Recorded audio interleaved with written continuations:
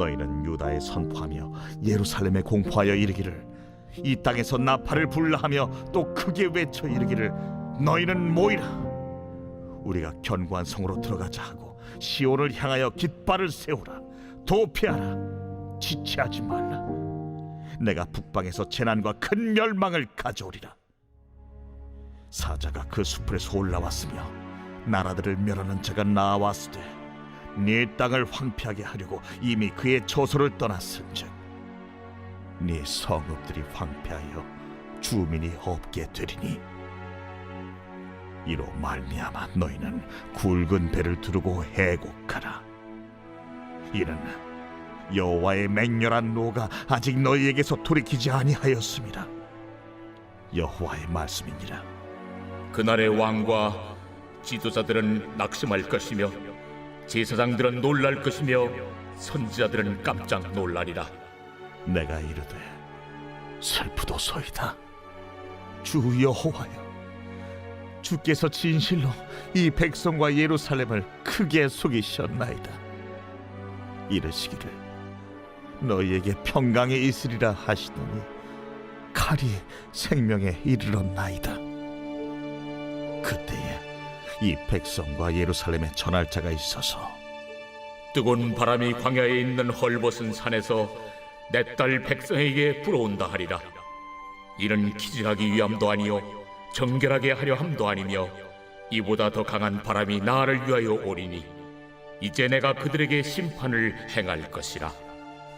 보라, 그가 구름같이 올라오나니 그의 병거는 회오리 바람 같고 그의 말들은 독수리보다 빠르도다. 우리에게 화 있도다. 우리는 멸망하도다 하리라. 예루살렘아, 내 마음의 악을 씻어버리라. 그리하면 구원을 얻으리라. 내 악한 생각이 내 속에 얼마나 오래 머물겠느냐.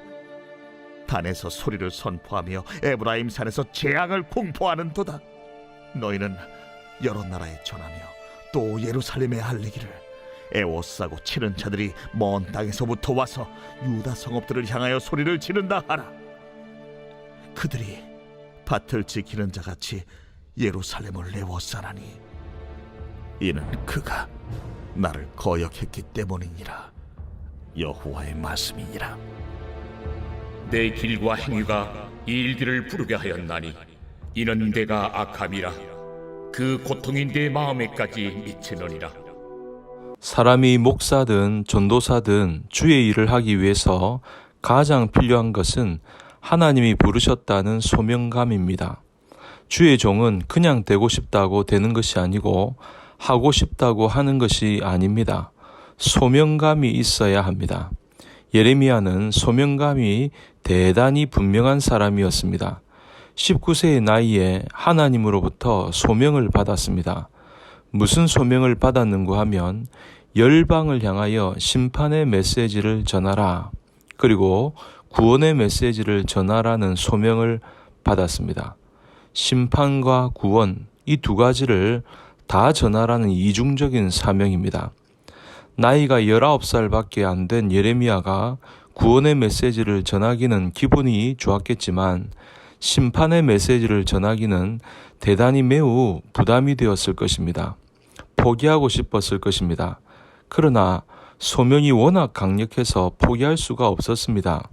예레미야 20장 9절에 보니 예레미야의 심정이 적나라하게 표현되어 있습니다. 내가 다시는 여호와를 선포하지 아니하며 그 이름으로 말하지 아니하리라 하면 나의 중심이 불붙는 것 같아서 골수에 사무치니 답답하여 견딜 수 없나이다. 골수에 사무친다. 내가 다시는 설교를 안 한다고 작정해도 골수에 사무치고 심령이 답답해서 견딜 수 없어 다시 설교를 한다는 것입니다. 그러면 예레미야가 왜 자기의 사명을 포기하지 않았느냐 하면 두 가지 이유가 있습니다. 하나는 하나님의 영광을 위함이고 또 하나는 자기 백성의 구원을 위해서입니다. 예레미야는 심판이 다가온다는 것을 하나님으로부터 계시받아 훤히 알고 있었습니다. 그로부터 구원받는 길이 무엇인가 하는 것도 알고 있었습니다.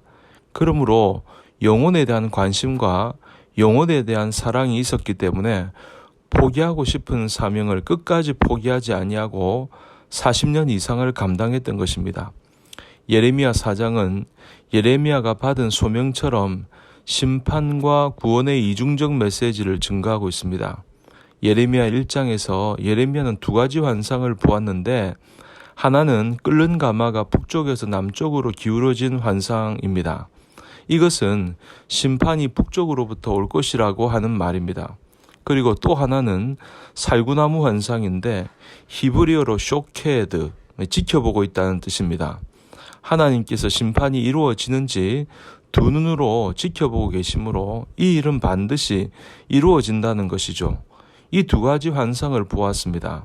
결국 주전 587년에 유다는 북동쪽에 있는 바벨론에 의해서 멸망을 당했습니다. 멸망당하기 40여 년 전에 예레미야는 그 심판을 생생하게 예언하고 있습니다. 예레미야는 심판을 별것 아닌 것처럼 편안하게 말하고 있지 않아요. 대단히 생생한 언어로 하나님의 심판이 무섭다는 걸 말하고 있습니다. 예레미야 4장에 보면 심판의 특징이 6가지로 나옵니다. 그 첫째는 불가항력적인 심판입니다. 저항을 할 수 없는 심판이란 말이죠. 그 심판에는 대항하고 나설 인간이 없다는 것입니다. 예레미야 4장 7절에 사자가 그 숲풀에서 올라왔으며 열방을 멸하는 자가 나와왔으되 내 땅을 황폐케 하려고 이미 그 초소를 떠나 나왔은즉 내 성읍들이 황폐하여 거민이 없게 되리니. 사자가 나왔습니다. 무슨 말인가 하면 사자란 저항할 수 없는 존재입니다. 또 열방을 멸하는 자 나왔는데 요즘 말로 하면 터미네이터와 같은 것이죠. 그러니까 사람이 저항할 수 없습니다. 본문 11절에 보니까 뜨거운 바람이 광야 자산에서 내 딸 백성에게 불어온다. 이것은 기절하기 위함도 아니요 정결케 하려 함도 아니며 라고 기록되어 있습니다. 이것은 키질에서 알곡과 가라지를 골라내려는 것도 아니고 아예 싹 쓸어버리려고 하는 심판이라는 말입니다. 사람이 광야 자산 위에 섭니다. 자산, 민둥산, 벌거둥이산, 나무 한 그루도 없는 자산에 뜨거운 바람이 붑니다. 한여름에 등산하는데 뜨거운 바람이 계속 불어와 보십시오. 저항할 수 있는 사람이 없습니다. 그러므로 사자나 열방을 멸하는 자나 광야 자산에 불어오는 뜨거운 바람은 하나님의 심판에 저항할 수 없다는 것을 말하는 것입니다. 두 번째, 하나님의 심판은 무차별적인 심판입니다. 예레미야 4장 9절에 보니까 나 여호와가 말하노라. 그날에 왕과 방백들은 실심할 것이요 제사장들은 놀랄 것이며 선지자들은 깜짝 놀라리라. 하나님의 심판이 오면 왕이나 제사장이나 정치인이나 지위가 높은 사람도 다 소용이 없다는 얘기입니다. 돈이 많다고 지위가 높다고 지식이 많다고 하나님의 심판을 피할 수가 없다는 것입니다. 하나님의 심판은 무차별적입니다. 셋째, 갑작스러운 심판입니다. 본문 13절에 보니 보라 그가 구름같이 올라오나니 그 병거는 회리바람 같고 그 말들은 독수리보다 빠르도다. 여러분, 구름과 회리바람과 독수리는 빠르고 갑작스럽고 예상치 못한 때에 다가옴을 의미하는 것입니다. 넷째, 피할 수 없는 심판입니다. 본문 16절 17절에 보니까 너희는 열방에 고하며 또 예루살렘에 알게 하기를 애워싸고 치는 자들이 먼 땅에서부터 와서 유다 성읍들을 향하여 소리를 지른다 하라.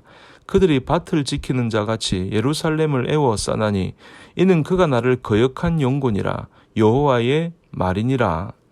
누가 자기를 칠 때 그냥 1대1로 치면 조금이라도 저항에 불만합니다. 그런데 깡패 20명이 삥 둘러싸서 치면 감당이 안 되죠. 본문에 바벨론이 쳐들어와서 예루살렘을 에워싸서 즉 완전 포위하고 때린다는 것입니다. 다섯 번째, 변명할 수 없는 심판입니다. 내가 이래서 죄 짓고 저래서 죄 지었다라고 변명을 하려고 하는데 소용없다는 거죠. 핑계거리가 없다는 것입니다. 본문 18절에 내 길과 행사가 이 일들을 부르게 하였나니 이는 너의 악함이라 그 고통이 내 마음까지 미치느니라. 그 고통이 지금 내 심장을 꿰뚫는다는 말입니다. 그리고 이런 심장이 뚫어지는 고통을 자기 스스로 초래했다는 것이죠. 6번째, 황폐케 하는 심판입니다.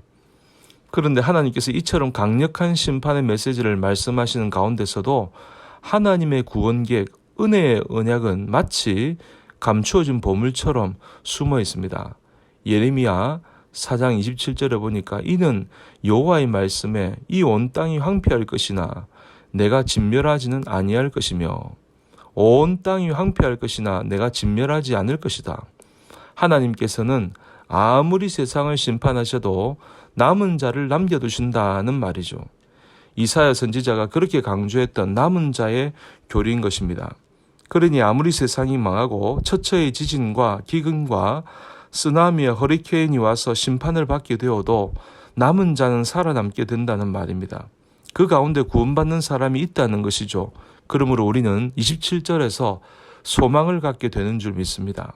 아무리 세상이 말로 다 알 수 없는 심판을 받게 된다고 해도 하나님은 남겨두시고 믿는 자들을 돌아보시고 구원해 주신다는 것입니다. 특별히 예수 믿는 우리들은 황폐하지 않고 진멸의 대상이 아닙니다. 진노 중에라도 하나님의 은혜의 대상, 구원의 대상이 됩니다. 남겨두신 하나님의 은혜를 기억하시면서 오늘도 나를 향해서 남겨두신 그 은혜 때문에 감사하며 우리에게 주어진 사명을 잘 감당하는 성도님들이 되시기를 주님 이름으로 축복합니다.